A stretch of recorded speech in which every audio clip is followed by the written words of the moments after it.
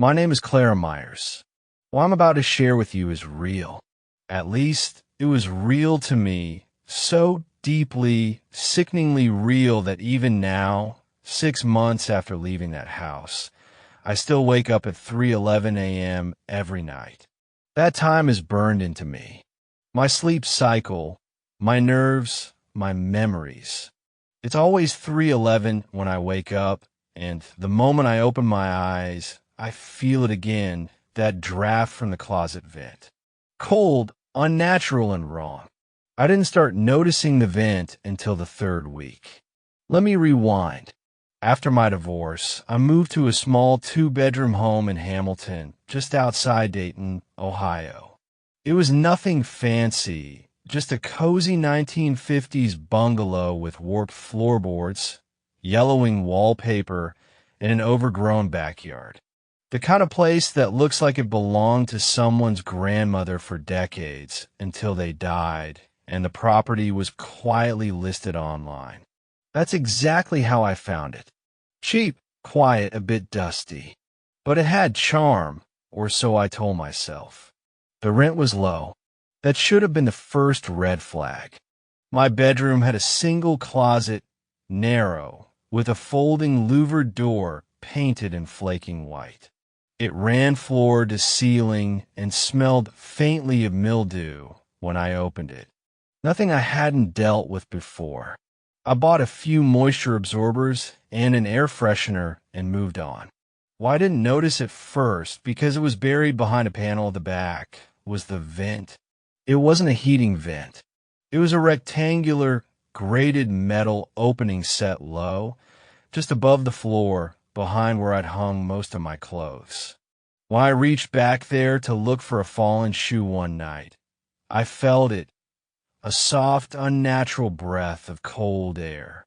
It wasn't winter. It was April. I leaned down to examine it, brushing aside a skirt to get a better look. There were no screws around the grate, no duct visible inside, just darkness.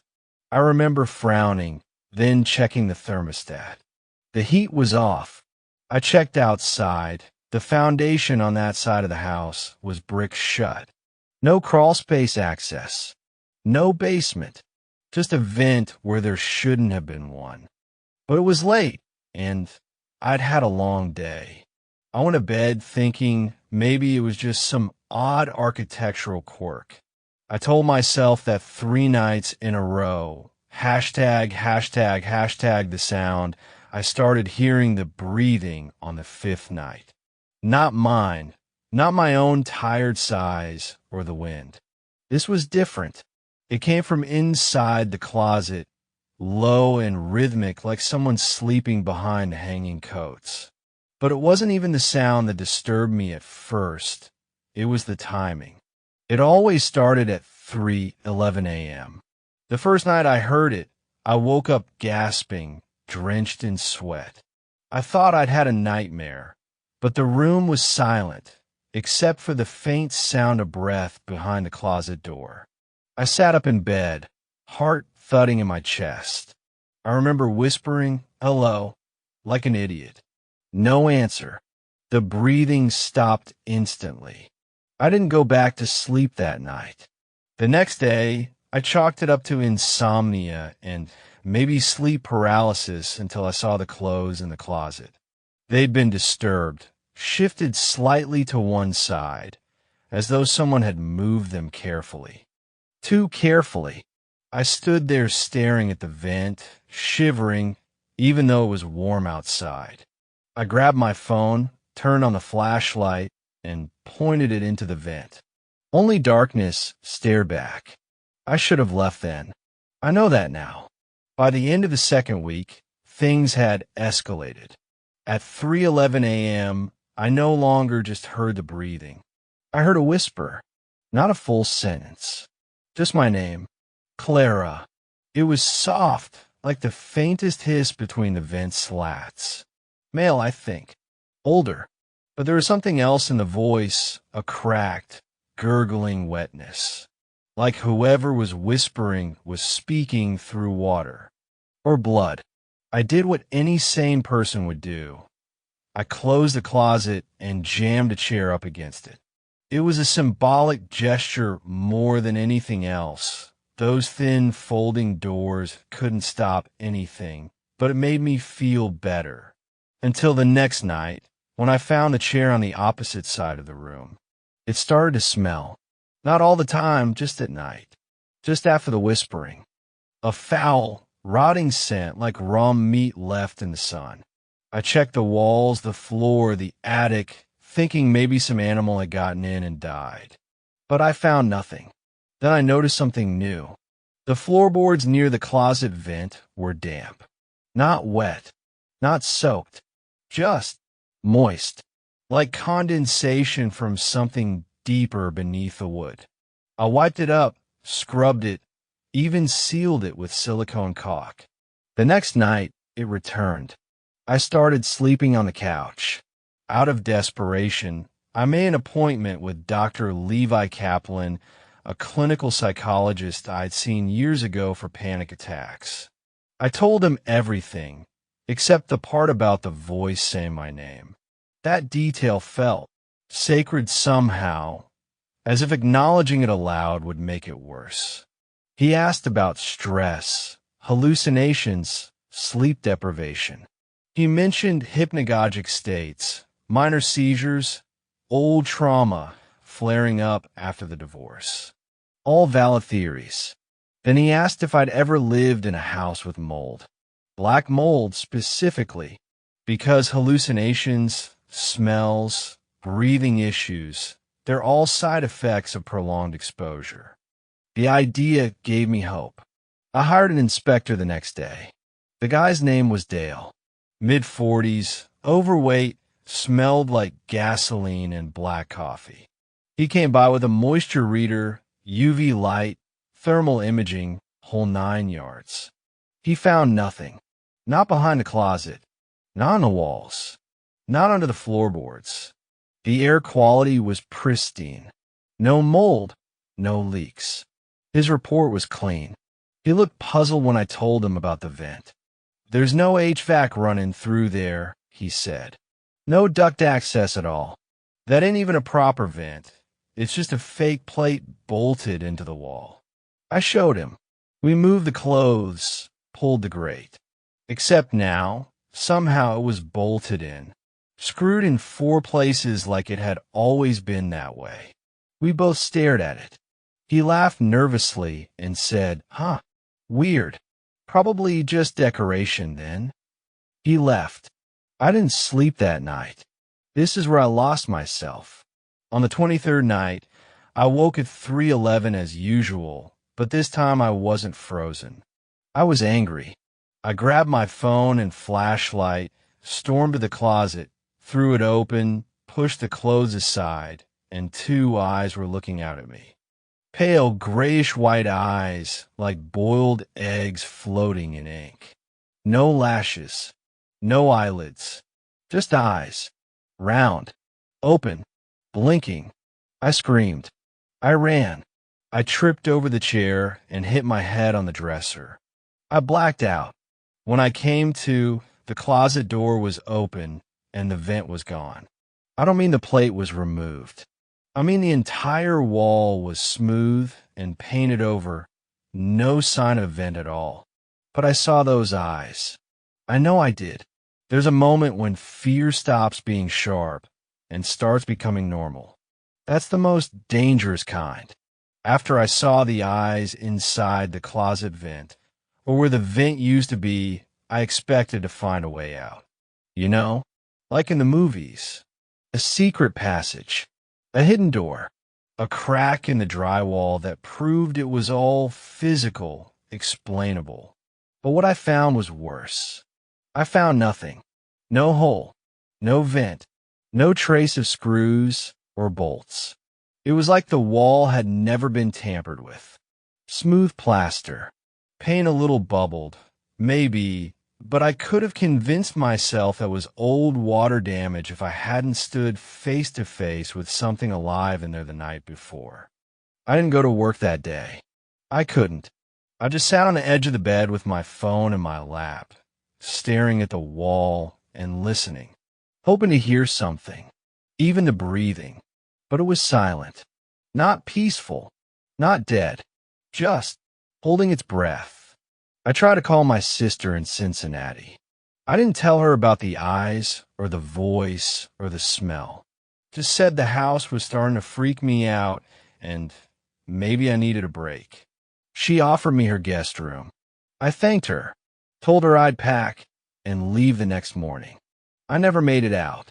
I was halfway through packing when I saw it.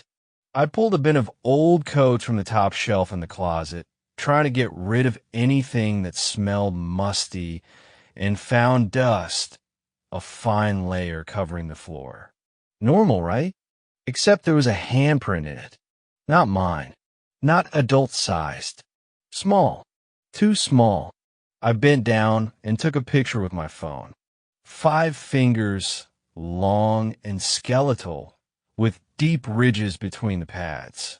The thumb was wrong. Bent too far inward, like it didn't belong there. My phone screen flickered. Then the photo disappeared. I tried to take another. The camera app opened, then froze on a black screen. I restarted the phone. Nothing. Then I felt it again, the draft. Cold. Damp. Like something breathing through the plaster. I slammed the closet shut. I shoved the dresser in front of it. I curled up on the couch with every light in the house on and a knife in my hand. At 3:11 a.m., the power went out. The silence was deafening. No refrigerator hum. No furnace groan. Just static, but not from anything electronic. It was like the air itself was hissing, as though something deep inside the house had cracked open and let out a noise that had never been meant for ears to hear. Then came the voice again, not from the closet. This time, it came from inside the walls. Clara. The way it said my name wasn't like last time. It didn't hiss or whisper. It moaned, long drawn out, needful, like something in pain. Then it said something new. We're not alone in here. I ran. I didn't grab anything. I just bolted outside in bare feet, trembling on the sidewalk like a lunatic.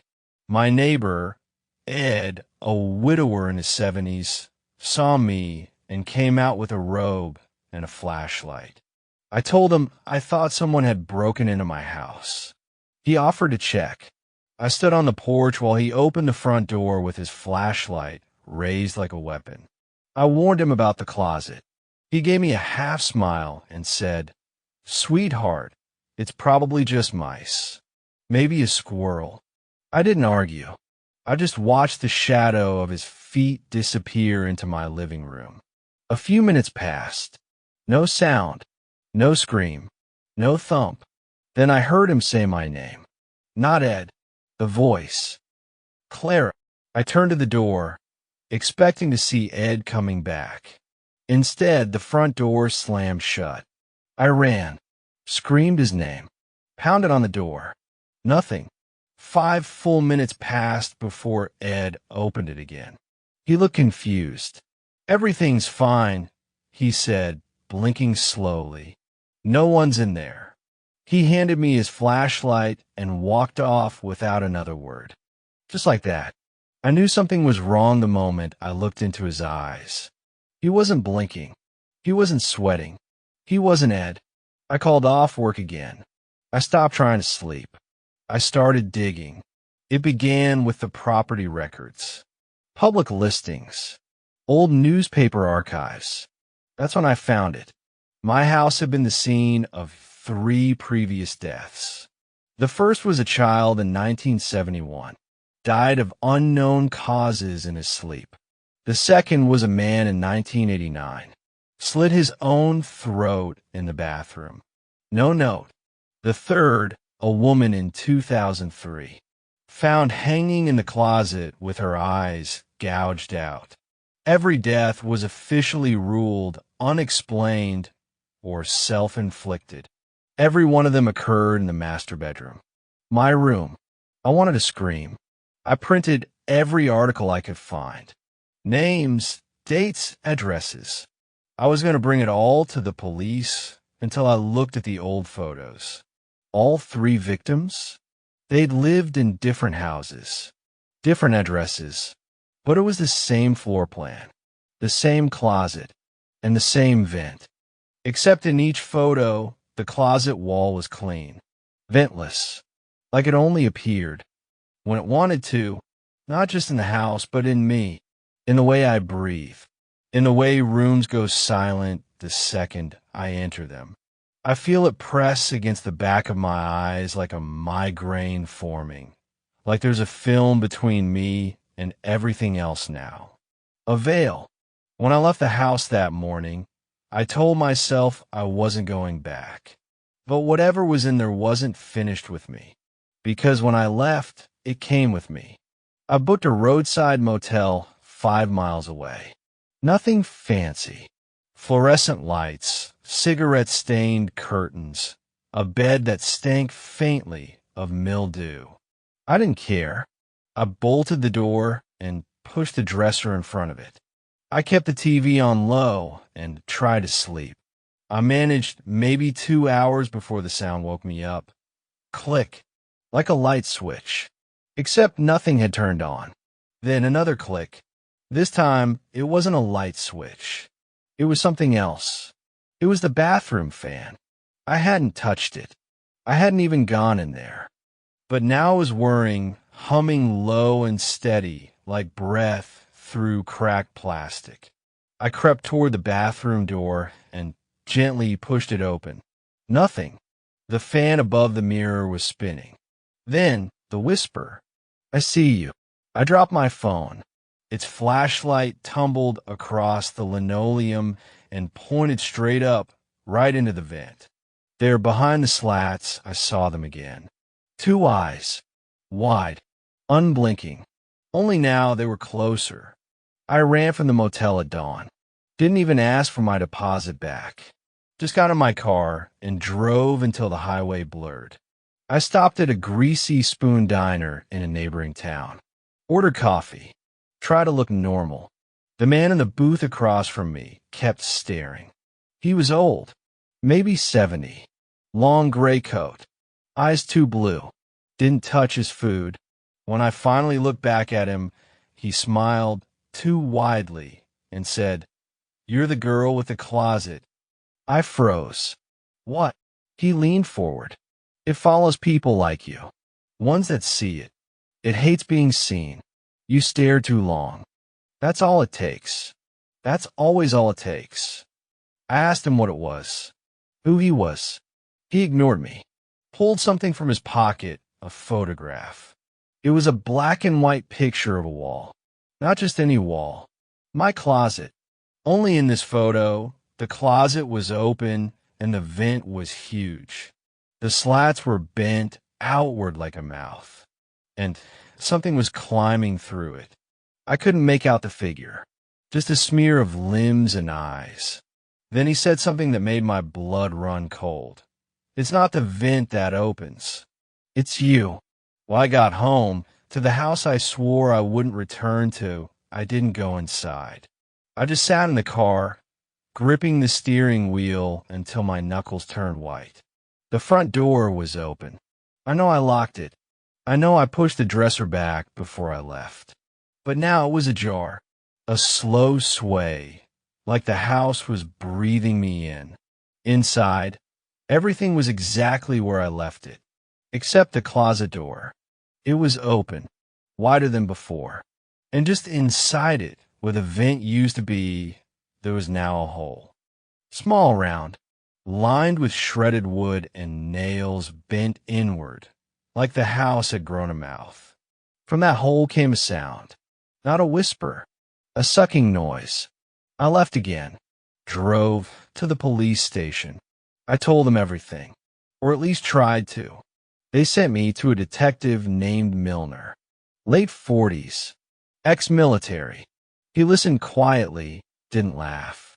When I got to the part about the eyes in the vent, he paused and asked me to describe them. I said wide, yellow, almost human, but too wet.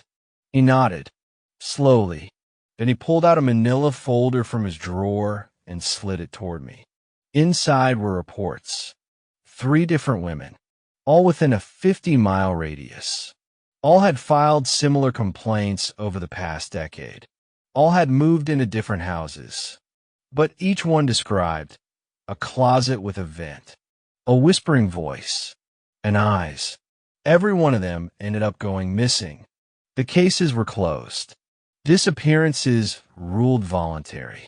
Only one woman had left a note, scrawled in lipstick across her closet mirror. It said, "It only stops looking when you let it in." That night, I stayed at a friend's house. Annie. She didn't ask questions, just gave me the couch, a blanket, and a bottle of wine. I finally passed out around midnight. At 3 a.m., I woke to the sound of something tapping on the wall behind the couch. 3 slow taps. Then nothing. Then a whisper. Not from inside the house. Not from the vents. From a space between the walls. "You left me in the dark, Clara." I screamed. Annie came running. Asked what happened. But when she turned on the light, there on the wall above my head was a new vent. Rusty. Old. Impossible. It hadn't been there before. But there it was. And something was breathing behind it. It didn't matter where I went anymore. That thing, that vent, was no longer tied to the house. It had followed me to Annie's. We stared at it together. That rusted rectangle in the drywall just above her couch, grimy slats, black within. There was no way it had been there before. Annie swore on her life it hadn't. We both stood there for nearly an hour in complete silence, waiting, listening. Then, tap, tap, tap from behind it. Annie gasped. I felt my stomach twist like wet laundry. She leaned in closer before I could stop her. Her breath fogged the surface. From behind the metal, the whisper came again. Not my name this time. Not even a word. Just breathing. Mimicking her. Breath for breath. Then a second breath like lungs pressing against lungs. One behind the wall. One in her chest. She staggered back, her face pale. I felt it. In me. I didn't sleep that night. Neither did Annie. We sat in her kitchen with every light on. I had to pee around 4 a.m. The bathroom was at the end of the hall. When I reached the door, I stopped. The hallway was freezing. Breath visible, but no windows were open. Then I heard the creak. Not a footstep. A different kind of creak. The kind old beams make under shifting weight. Above me, I looked up. In the ceiling above the hallway, there was a new grate. Same rusted vent as always. But this one was on the ceiling. It hadn't been there when we moved in. I didn't want to believe it. I tried to ignore it. But I looked, and behind the slats, the eyes were there again, upside down, like something was crawling on the inside of the ceiling looking down at me. Then a sound I can barely write. Not a whisper, a giggle, childish, muffled, giddy. I backed away. Every light in the house flickered. The next morning, Annie was gone. Her bed was made. No sign of struggle. Her car was still outside. But in the hallway, the vent in the ceiling was open. And underneath it, on the hardwood floor, was a tuft of her hair. Blonde, curl at the ends. Still warm. That night, I heard her voice through the walls. Calling my name. Soft. Confused. Pleading. From inside the walls. I put my ear against the drywall and whispered, "Annie." Her voice returned, distorted by drywall and something else. "Don't let it in." Then static. A groan. Not human. And then scratching. Claws. Nails. Something against wood. Something dragging her away. I called Detective Milner again. Told him what happened. He didn't sound surprised. "I need to show you something," he said. "Meet me at the house." I knew which house he meant. My house. The one I swore never to return to. I didn't want to go back, but I had no choice. When I arrived, the sky was overcast. Thunder in the distance. Milner was already inside, flashlight in hand. He led me to the closet. It was no longer a closet. The entire back wall was gone. The floor sloped downward, like a tunnel had been dug where the closet used to be. At the bottom, the original vent. But it wasn't metal anymore. It was flesh, pale, veined. The slats were ribs. The breathing was louder here. Heavy, wet. Milner whispered, "It builds doors, until it finds one big enough to crawl through." I looked at him. "You knew." He nodded. "For people before you. All vanished. But the thing never left this house. Until now." I asked what it wanted. He said, "It doesn't want anything. It just wants to be seen." That's when the walls began to hum, and the whispering returned. From every vent in the house. Not just one voice. Dozens. Some are laughing. Others weeping. Some speaking in languages I couldn't understand. Milner turned to me. "We have to go." But the front door was gone. In its place, another vent. Large, round, breathing, waiting. We broke through a window and ran into the woods behind the house. The branches clawed at our faces. The wind screamed. Milner led the way, until he stopped, and I saw why. Ahead of us, in the trees, something hung down. A vent, suspended like a lantern, swinging, and inside it, pressed against the mesh, was Annie's face. Pale, lifeless, staring out, mouth open, eyes wet. Milner turned and vomited. Then the trees began to whisper. Not just one, all of them, rustling with breath, cracking with laughter. The vents were spreading, moving, not just in buildings, but in nature. Something old was waking up, and it was hungry. That night, I dreamed of the closet, not as it was, but as a throat. The walls slick, the shelves like ribs, the ceiling pulsing, and the vent now fully open. From it came Annie, crawling backward, her joints bent the wrong way. She whispered, "I made space." Then she opened her mouth, and inside it was another vent, and behind it the eyes. I woke screaming, blood on my pillow. Not mine. My phone buzzed. A single text. From Annie's number. "There's no more outside. Only inside. Come back and help me open the rest." The nightmare wasn't confined to my house anymore.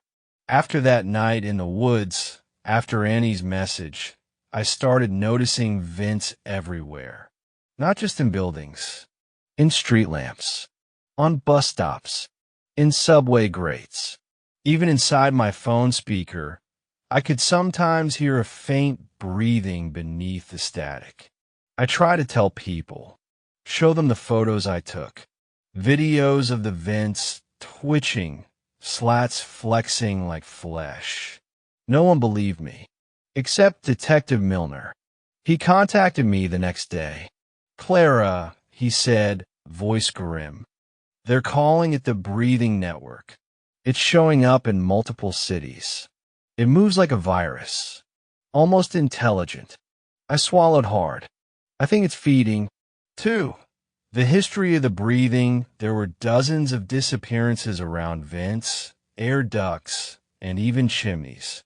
In one case, a whole family vanished from a house, leaving only a strange vent behind in the floor. Another was a fire at a hospital.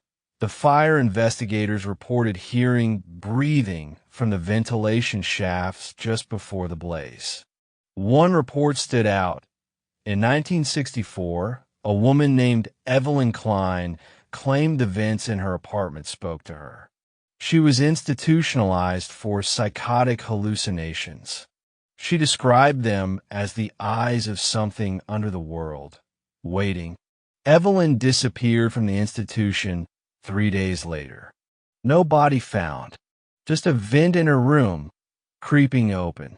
3. The touch from inside that night. I lay awake. The vents in my apartment pulsed quietly. I swear I could feel something brushing against my skin. Light at first like the ghost of fingertips, but growing stronger. I reached out. The vent slats parted. A hand emerged. Pale, veined, wet. It pressed against my palm. Cold. Then it vanished. I gasped. A new message appeared. Not on my phone. Not spoken. Scratched into drywall by the closet vent. I had to scrape away the paint. Etched in blood-red letters. Open the eyes. I screamed. Milner and I followed the vents to an abandoned subway station. It had been closed for decades.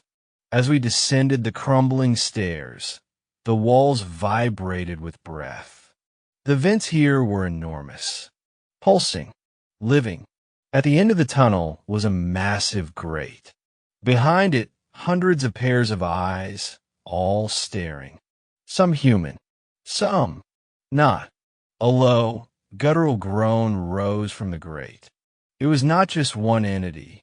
It was a colony, a network of living vents, the breathing, feeding on souls. Annie's face appeared on the grate. She whispered, "They want more." Milner pulled me back. "This is beyond us," he said. But I felt the vents reaching inside me, calling me. The closet vent in my apartment screamed to be opened. I knew if I did, I would disappear, become part of it. But if I didn't, they would come for me, and for everyone I loved. The story ends here, but the horror does not. Because some nights, I still hear the vent in my apartment breathing, waiting, calling. I never wanted to open that vent, but the nights grew darker and colder. The breathing louder, the scratching more urgent. The voice, Annie's voice, kept calling me from inside. Open the eyes. Open the eyes. It whispered over and over, like a maddening chant curling around my skull. I knew if I opened it, something would come out. Or worse, something would pull me in. But I couldn't ignore it anymore. I spent the final night before I planned to confront it in a haze of terror and resolve. I covered every vent in my apartment with duct tape, blankets, pillows. Still, the sound seeped through, soft, wet breathing. I tried to sleep. I dreamed of eyes, hundreds of them, watching me. Some human, some monstrous. They blinked, and I blinked. I woke in a cold sweat, hearing the vent slats scrape open slowly, painfully. I got out of bed, heart hammering. The closet vent was alive. The metal slats flexed like ribs opening. I reached out trembling. The air inside smelled foul like rot and wet earth. I pulled the vent cover off. Darkness spilled out. Then I saw it. 2 glowing eyes, watching me. A shape emerged. Not quite human, not quite shadow. Its skin rippled like moss-covered bark. It smiled with too many teeth. It whispered, "Thank you."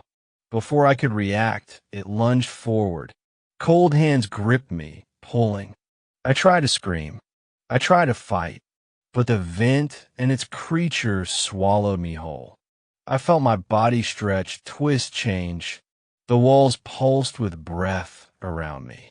I was becoming part of the breathing network. Inside, I was no longer Clara. I was eyes, watching, waiting, breathing. Other voices echoed, lost souls trapped forever. Annie's voice comforted me now. "We are the Watchers," she said. "We are the Watchers, and soon we will be free. If you hear a vent breathing, if you hear your name whispered in the slats, don't listen, don't look, because once you open the eyes in the vent, you are never truly alone again, and the eyes will find you. They will watch. They will wait until they pull you in too. I write this now because I'm still here in the walls, in the vents. And I need you to know, before the breathing starts in your home, before the vent slats begin to twitch, before the eyes inside the closet watch you in the dark, run.